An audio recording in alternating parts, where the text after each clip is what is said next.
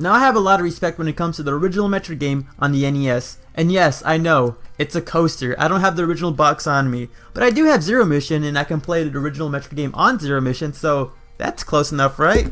But regardless, I have a lot of respect for this game. Not only did it really kick off my favorite franchise of all time, Metroid, why'd I pause there? But it also helped create an entire subgenre of gaming which I really do enjoy, the Metroidvania style. But I get a lot of people asking me, what do I think about the original Metroid game? Is it truly one of the best games of all time? Do I think it's aged horribly beyond playability? Or maybe I have some weird third opinion about it? For today's video, I thought it'd be pretty cool to answer that question by making sort of a review, talking about the game, its mechanics, gameplay, visuals, music, and all that sort of stuff, and just give you guys my opinion about this game.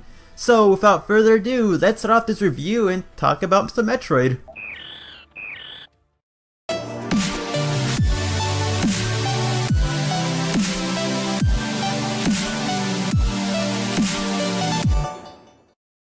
Now the story of the original Metroid game is easily one of my most favorite elements of the series. I don't know, I'm always a sucker for sci-fi stories. When I compare elements like space pirates, galactic police, bounty hunters, or kings, queens, dragons, goblins, wizards, I always sway more to the sci-fi elements because that's my cup of tea. And with Metroid, you get a lot of that. The general story is that space pirates have stolen the Metroids from the galactic police, and it's up for you, world famous bounty hunter Samus Aran, to explore the planet Zebes, defeat the space pirate commanders, gain access to the Tauren base, exterminate the Metroids, and defeat the mechanical mother brain to restore peace to the galaxy. It's such an epic and grand story that I really do love a lot. It's kinda simplistic, but it doesn't need to be really complex. Space pirates steal a bioweapon, so it's up for you to stop them. It's a pretty good story. And I think it's better than just save the princess, save the princess, save the princess, oh and my favorite, kill Dracula. But also, save the princess. Metroid has a really unique story that makes it stand out against other NES titles.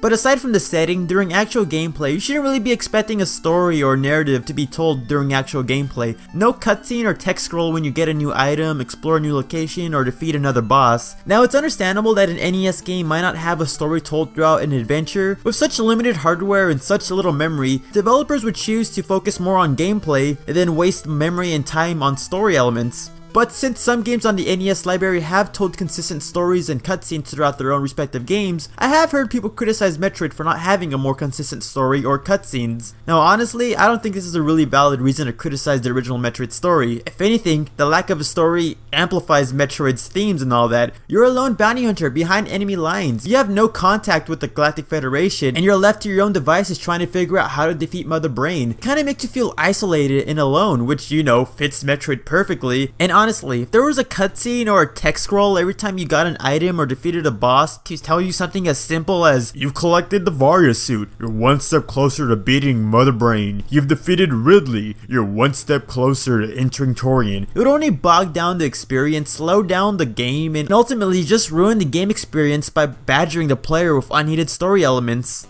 Visually though, Metroid on the NES looks really pretty, I'm not gonna lie. From the bright blues to the fluorescent green to the neon orange, Metroid does stand out when it comes to environments, and this game basically sets the trend for that. And I guess it makes sense to have such odd bright colors around the planet. Everything looks unnatural and alien looking, which kinda fits the whole setting of Metroid and Planet Zebes and all that. Contrasting the vibrant colors, you actually got a very empty background.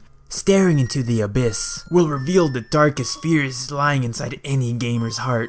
The fear of Metroid 5 never being released.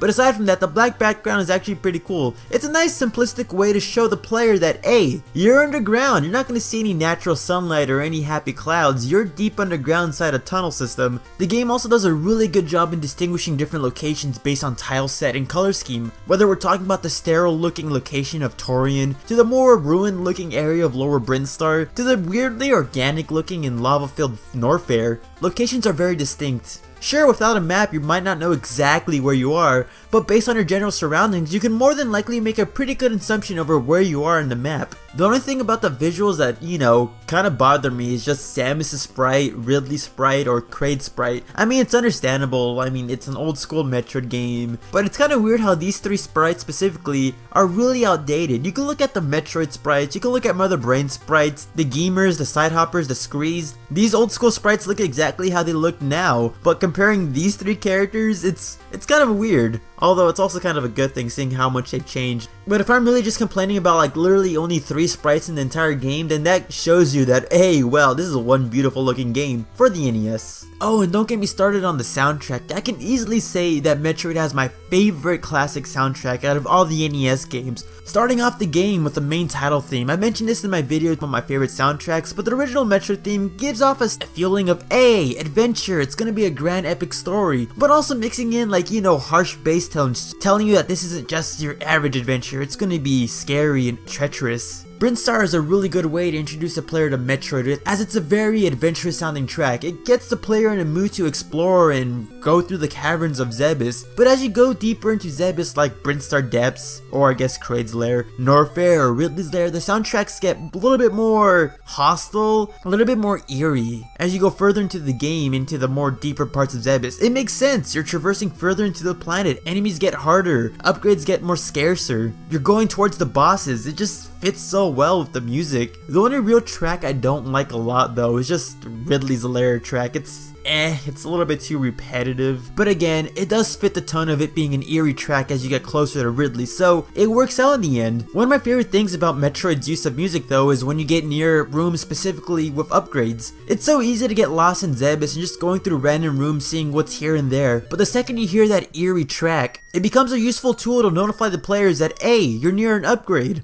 But again, like I said in my video about my favorite soundtracks, it's hard to describe music. You gotta just listen to it to fully understand why this track's so amazing. So here's a couple of short audio clips to just fully embrace how unique and interesting the music is.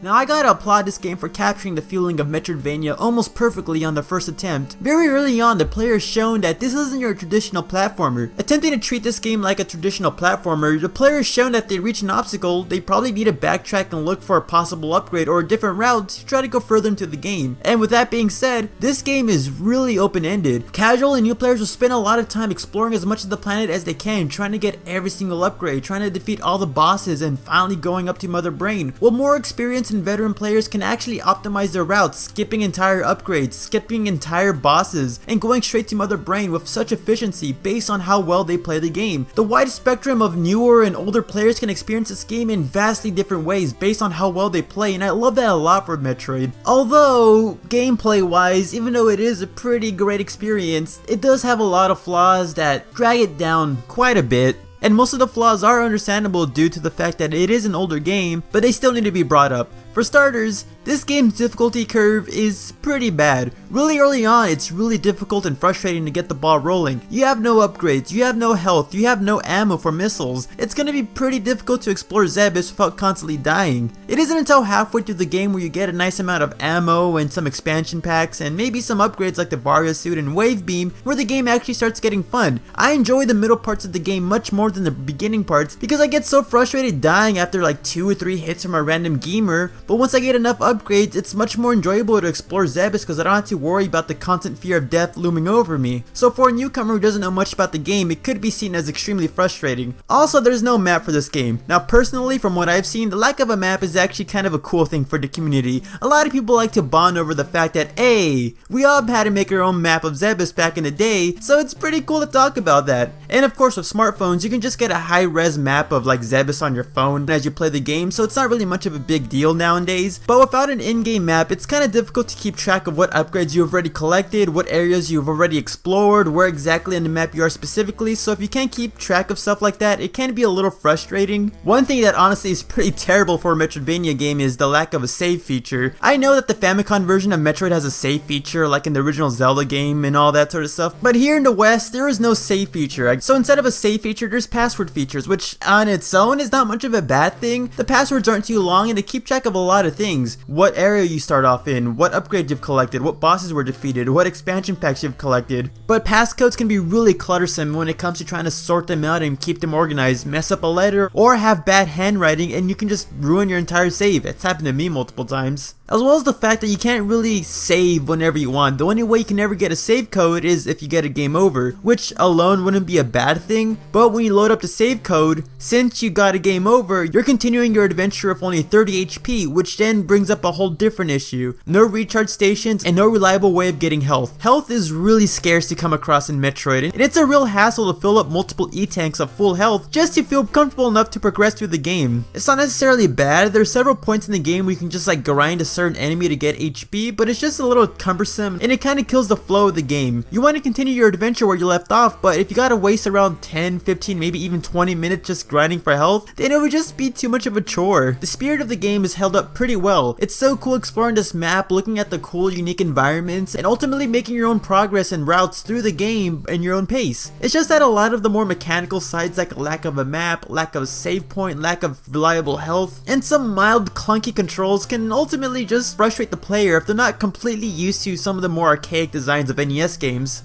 So if you managed to explore through Zebes, collected many upgrades, defeated Kraid and Ridley, and made your way back to Torian, then that means you're ready for the final challenge. Exterminate the Metroids, traverse through Torian, and defeat Mother Brain. Now remember earlier when I mentioned something about a difficulty curve early on in the game, it's pretty hard, but once you get things rolling, the game is relatively really easy in the middle? Well, the game gets extremely difficult again at the very end of the game, and that kind of makes sense with it being the final location, but boy is it extremely frustrating. Now Torian itself isn't really too difficult to explore. It's actually really easy. It's just one linear path. It's not a crazy maze like most games would use for the final level. The difficulty of Torian comes from the enemies you encounter. Infesting Torian is a bunch of Metroids, and oh boy are these creatures extremely difficult. Now credit where credit is due, I love the Metroid design for the NES, and I'm really happy that they're so unique compared to the common enemies. Instead of defeating them by just shooting missiles or beam weapons, you gotta freeze them specifically and shatter them with missiles, making them much more unique threats to encounter. As well as the fact that they don't just attack you, they latch onto you and absorb a lot of your health. Very unique and very cool. The only problem is, when there's like at least 5 to 6 Metroids in a room and they all latch onto you at once, it becomes really frustrating to deal with. Of course, you don't have to like, rush in guns blazing. If you're calm, cool, and calculated, you can probably take on each Metroid individually and make your way slowly to Torian.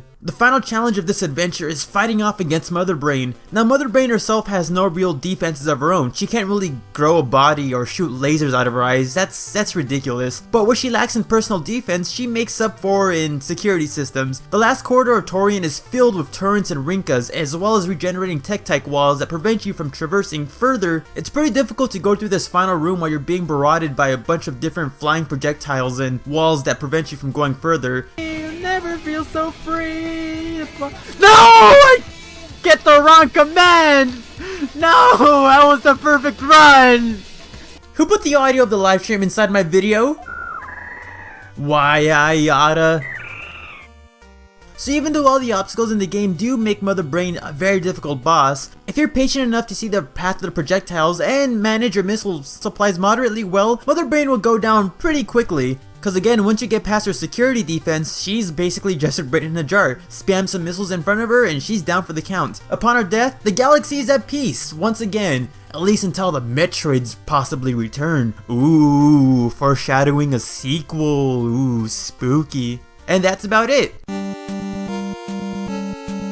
Oh yeah, self-destruct sequence. Now if you weren't aware of the self-destruct sequence, it always catches people off guard. You defeat the final boss and you think it's the end of the game, boom! The base is set to self-destruct in 1,000 ticks and you gotta get out of there ASAP. Now honestly, you have plenty of time to get out of there. Sure, you might be a little shaken up due to having to fight the final boss and possibly under a little bit of pressure due to the sudden time frame, but ultimately you can easily get out of Torian pretty quickly. Obviously going through Zebes, you pretty much got used to the controls of Samus, so the platforming section shouldn't be too difficult. Escape the base and boom, you're done with the game. Metroid is a girl?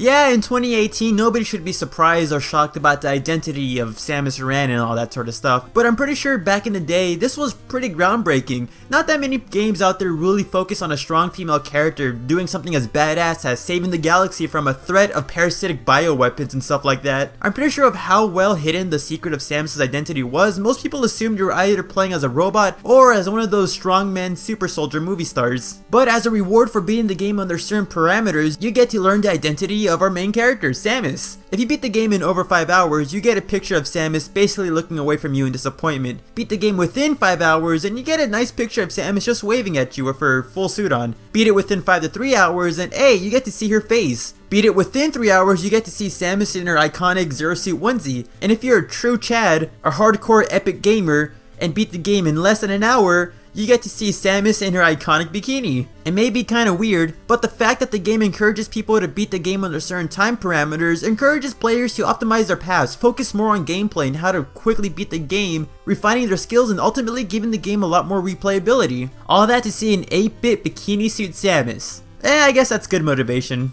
Now the question is, do I recommend this game? Honestly, if you're looking for a good game to start you off into the Metroid franchise, or in general just looking for a good Metroidvania game to get you into the series, then I wouldn't recommend this game whatsoever. Honestly, it's a pretty solid game. It hasn't aged that bad compared to other NES titles, but I feel like a lot of the more limitations that this game has would only discourage people from actually enjoying the game. From the difficulty curve early on, to the lack of a map, to no save features, no reliable way of getting health and ammo, it would only discourage people from getting into the series and just give up on the franchise. There's other Metroidvania games out there that would do a better job of introducing you to Metroid or the genre in general. However, if you're already a fan of the franchise or a fan of the genre, then I do completely recommend playing this game. I recommend this game to veteran players for them to fully understand and appreciate the changes and innovations the series and genre has gone through throughout the years. Going through the game with literally no map or no recharge stations will be a good challenge to refine your skills as a player, and you'll learn to appreciate some of the mechanics from future games like maps, save stations, recharge rooms, other abilities like wall jumping, and inventory. Going back and replaying Metroid has been a nice experience for me. I personally have just grown to appreciate more about the franchise, seeing the roots of this game more closely, and understanding how things have changed over the years. It really gives me a new perspective and new understanding of the series. But that's just basically my opinion about the game. What I want to know is what you guys think. Do you enjoy what I gotta say? Do you agree with my points? Do you want to disagree about other elements? Do you think the game is good or bad? Whatever you think, feel free to leave it in the comment section below. And again, special thanks to everyone who participated in my live stream getting all the footage for NES Metroid. Honestly, if I played this game by myself, it would have been more efficient, but honestly, live streaming the experience and having people to talk to and all that and give me more tips on the game was a really enjoyable experience. Although, taking around 8 hours to beat the original Metroid game is